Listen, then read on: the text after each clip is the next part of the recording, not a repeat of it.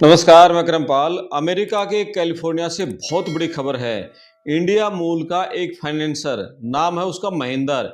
इस बंदे ने अपनी दौलत के दम पर, अपने रसूख के दम पर कैलिफोर्निया के जो सबसे महंगे इलाके ना, वहां अपना बहुत बड़ा साम्राज्य खड़ा किया। मतलब उस बंदे की जो आलीशान जिंदगी थी, देख के लोग हैरान रह जाते थे। अब उस महेंद्र पर आरोप लगा है कि उसने 1-2 करोड़ की नहीं, बल्कि पूरे 100 मिलियन डॉलर, यानी बात करें तो 850-900 करोड़ रुपए की जो बैंकिंग धोखाधड़ी कर दे। यानी ये जो इतने 100 मिलियन डॉलर की बैंकिंग धोखाधड़ी जिसने भी सुनी है ना, पूरी दुनिया का बैंकिंग सिस्टम, अमेरिका नहीं, अमेरिका से बाहर भी, और जो अमेरिका में इंडिया मिल के लोग हैं, हिल गए हैं सारे। यार, इंडिया का कोई बंदा अमेरिका में आकर इतना बड़ा फ्रॉड कैसे कर सकता है? महेंद्र के पास बताऊं क्या क्या है। निजी जेट विमान है उसका, करोड़ों के आलीशान बंगले उसके, दुनिया की महंगी से महंगी जो लग्जरी गाड़ियां हैं वो सारी महेंद्र के पास है। उसकी लाइफस्टाइल ऐसी, मतलब जिससे कोई आदमी देख ले ना, आंखें फटी फटी रह जाए उसकी। यार, इतना भी अमीर हो सकता है क्या कोई बंदा? इतनी महंगी गाड़ियां हैं, खुद का जहाज ले रहा है, आलीशान करोड़ों रुपए के बंगले हैं। लेकिन ये जो आलीशान जिंदगी महेंद्र की थी, इसके पीछे छिपा था जो जालसाजी, धोखाधड़ी, फर्जी कागजात का बहुत बड़ा काला खेल। मतलब जो अमेरिका की फेडरल एजेंट हैं और अमेरिका की जो टैक्स एजेंसी है, यानी आईआरएस, क्रिमिनल इन्वेस्टिगेशन, उसने मिलकर महेंद्र का जो पूरा, इसने जो साम्राज्य खड़ा कर रखा था ना, सब नेस्तनाबूद कर दिया उसको। मतलब आज के इस विशेष बुलेटिन में हम यही खोलेंगे इसकी परतें, इस महाघोटाले की, कि इस बंदे ने पूरा खेल कैसे रचाया। आपको बताएंगे कि कैसे सिर्फ एक कंप्यूटर सॉफ्टवेयर का इस्तेमाल करके अमेरिकी बैंकों को करोड़ों रुपए का चूना कैसे लगा दिया इस बंदे ने। मतलब कुछ नहीं किया, कंप्यूटर सॉफ्टवेयर के जरिए इसने पूरा खेल किया था। शुरुआत करते हैं उस सुबह से। सवेरे का समय था। कैलिफोर्निया का जो महंगा पोश इलाका है, जहां बड़े बड़ी कोठियां हैं, उस पोश इलाके में। और सुबह के समय था कोरोना डेल मार एक इलाका है, बहुत पोश इलाका। वहां पर गाड़ियों के सायरन गूंजते हैं, जो फेडरल एजेंट है उनकी गाड़ियों के सायरन गूंजते हैं। और बंदे का पूरा नाम है ना, इसका नाम है महेंद्र मक्खी जानी, जो अब अमेरिका में ग्रीन कार्ड पर रह रहा था। उसके घर के बाहर वो सारी सायरन बजाती हुई गाड़ियां उसके घर के बाहर रुकती हैं, अंदर घुसती हैं और उस आलीशान बंगले से महेंद्र को गिरफ्तार कर लेती हैं। जो अमेरिका का न्याय विभाग है, जस्टिस डिपार्टमेंट है, उसके अनुसार जो महेंद्र मक्खीजानी है, कोई सिंपल बिजनेसमैन नहीं था। न्यू पोर्ट बीच पर वहां जो कैंटर ग्रुप वी एलएलसी नाम की एक कंपनी है, वो चलाता था ये बंदा।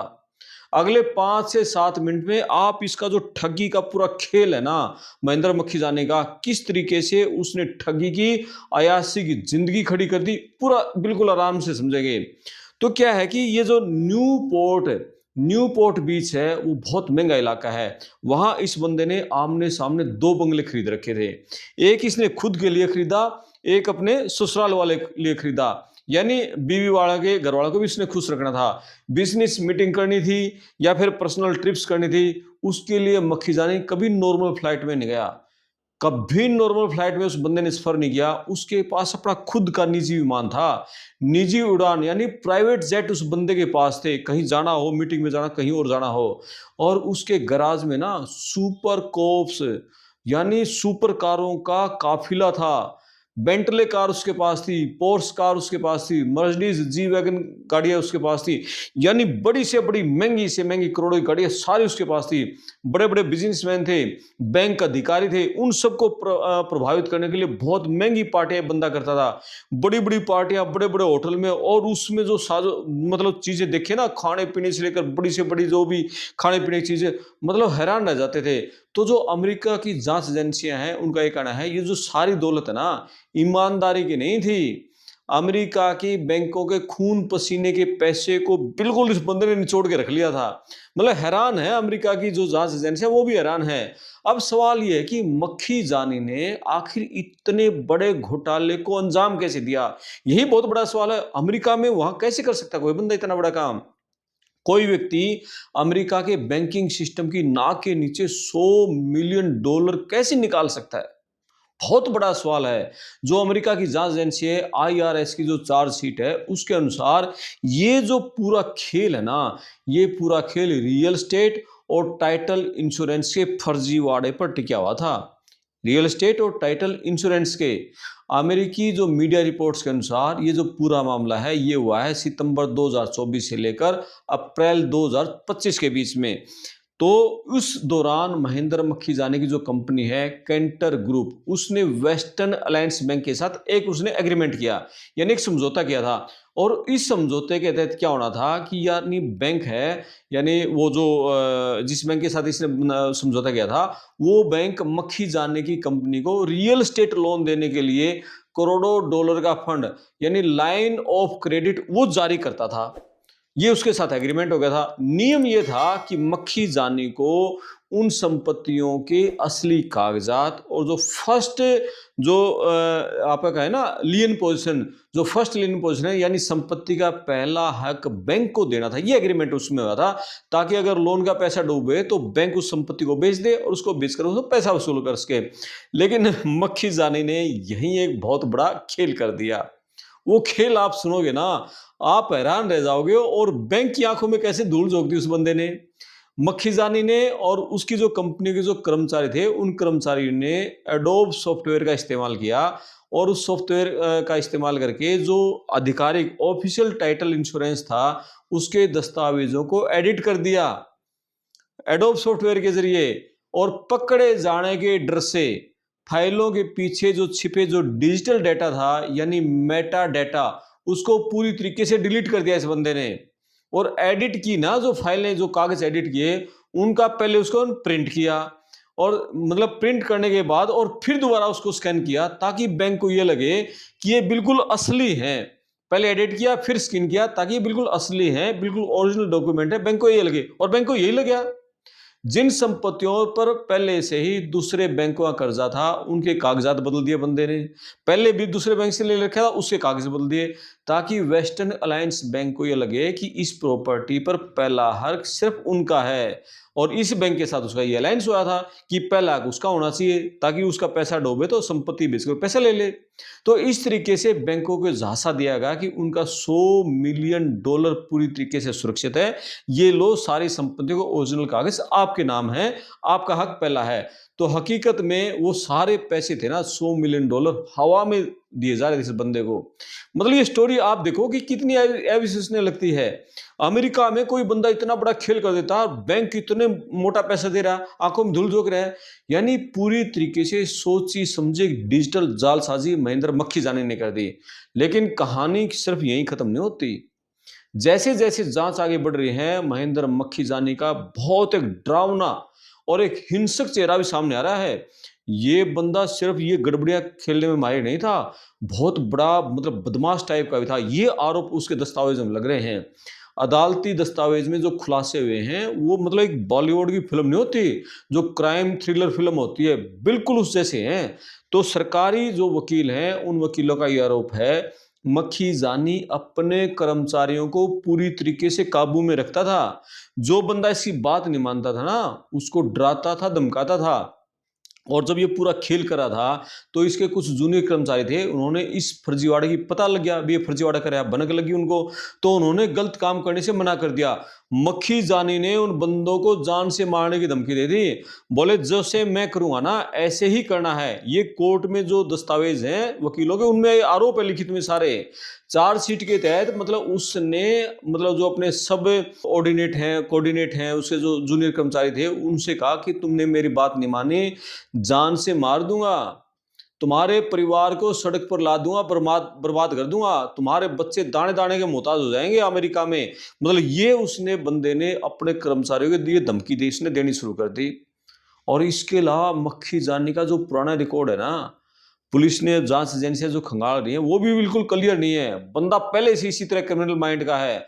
मई 2026 में एक सिविल आर्बिट्रेशन पैनल ने मक्खीजानी और उनकी कंपनियों पर $1.34 बिलियन 11,000 करोड़ रुपए का बहुत भारी जुर्माना भी ठोका था इस बंदे पर मई 2026 में।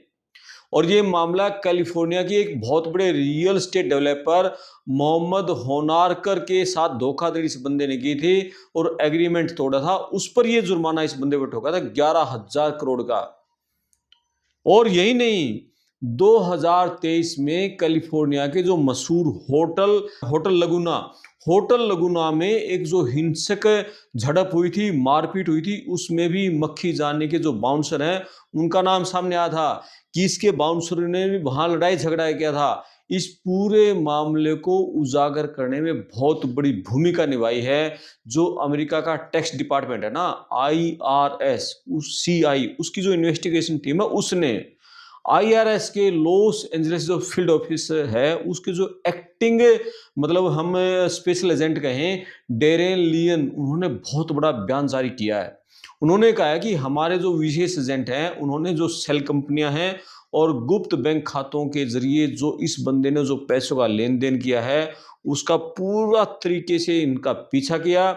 हमने उस चक्रव्यूह को तोड़ा, उस सिंडिकेट को तोड़ा, मतलब जो धोखा देने के लिए बनाया गया था, किस तरीके से ये बंदा बैंकों को धोखा दे रहा था, उस सारे सिंडिकेट को इन्होंने IRS ने तोड़ा।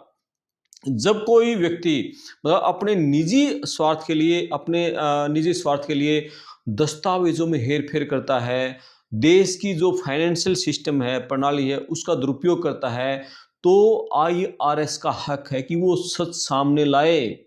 मतलब ये IRS के अधिकारियों ने कहा है।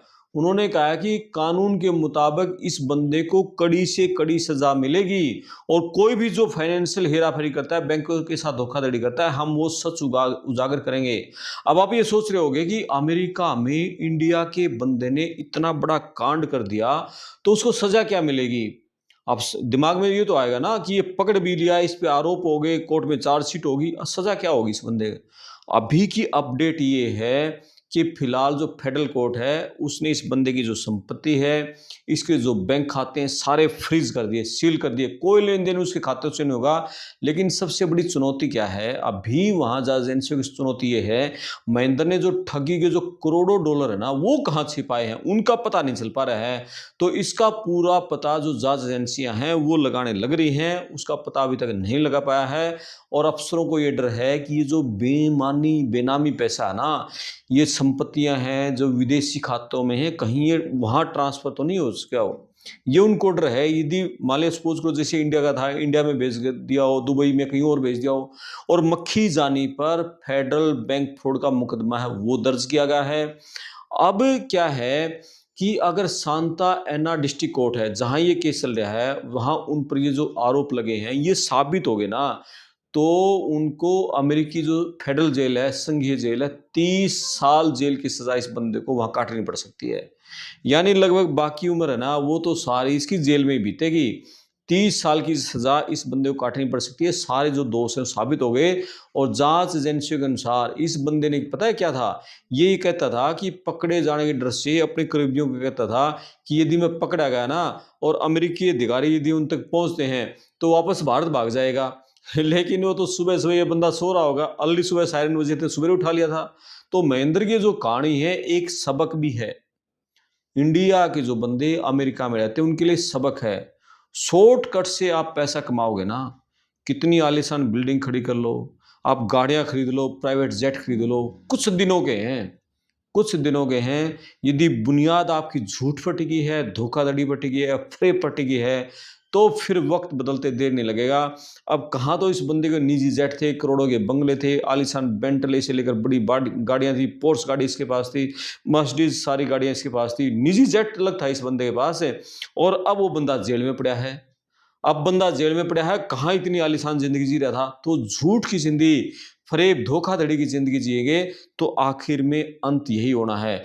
तो ये जो पूरा मामला है इसमें आगे क्या कुछ होगा, हर छोटी बड़ी अपडेट है, कोर्ट की सुनवाई है, जो जांच है, वो सारी रिपोर्ट है, उसके नतीजे क्या कुछ आएंगे, लगातार हम आपके सामने लेकर आते रहेंगे। आप इस खबर पर अपने कमेंट्स करें, वीडियो को शेयर करें, चैनल को सब्सक्राइब करें। मैं आपका दोस्त करमपाल, धन्यवाद।